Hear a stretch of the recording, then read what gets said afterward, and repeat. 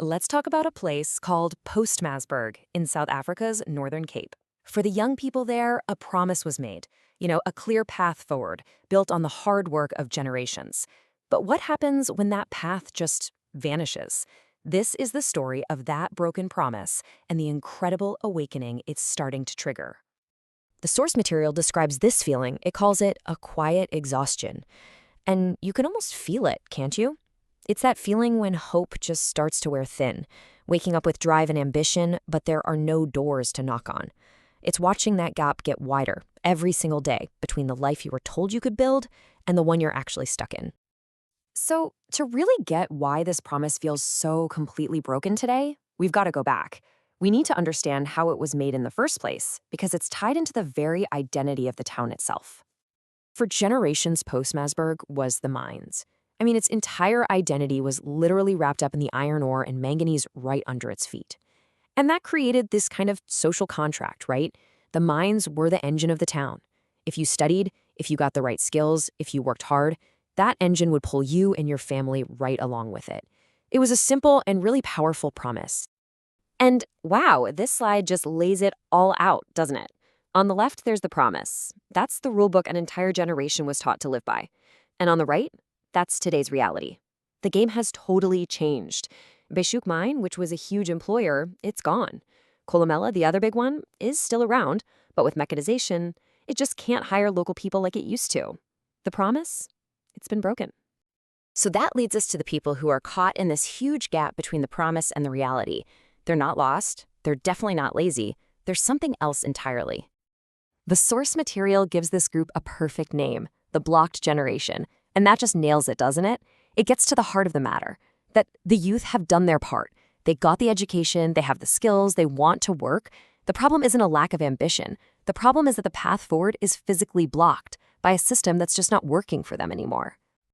And you have to understand, being blocked is so much more than just not having a job. It's this whole domino effect. It's the slow, steady chipping away of your dignity.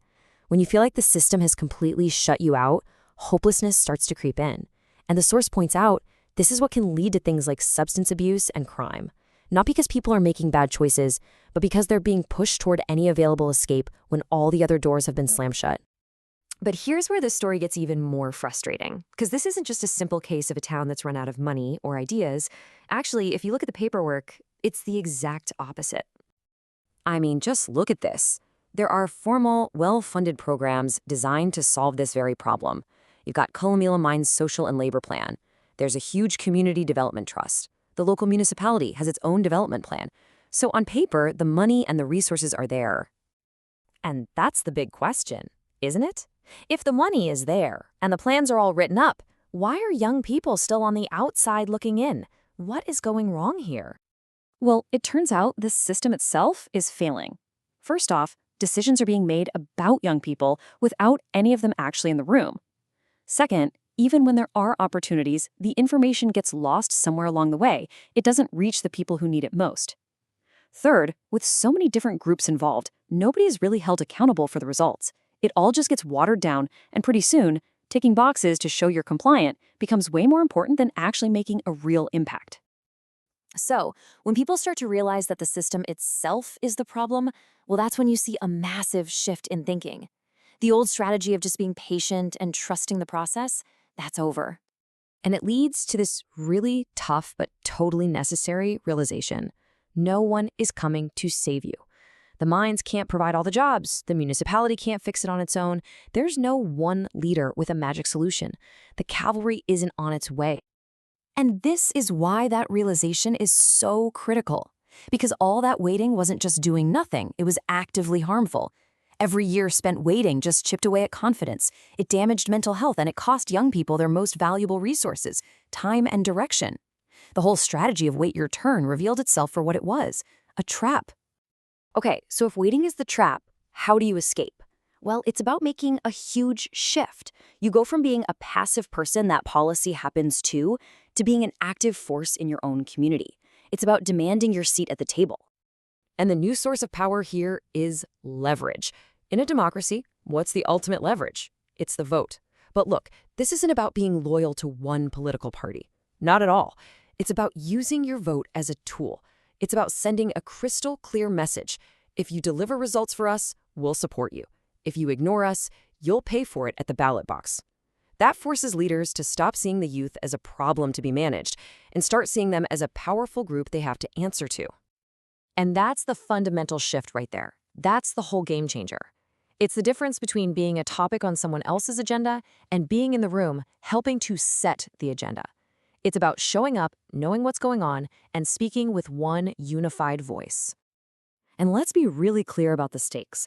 When young people are disconnected from each other, when they're disorganized, it's easy for the system to just look right past them. Promises can be made and broken with zero consequences. But when they get organized, oh, everything changes. You can't just dismiss an organized group. Their concerns have to be addressed. Their presence in the room completely shifts the balance of power. And this is where their real power comes from. In a town like Postmaburg, young people are a massive part of the population. Their sheer numbers give them weight. Their collective voice can change the entire conversation. And their vote, when used together, can decide local elections, which means it can decide the direction of the whole town's budget and priorities. So in the end, it all boils down to this one question. The future of Postmaburg is being decided right now. The choice for this block generation is simple.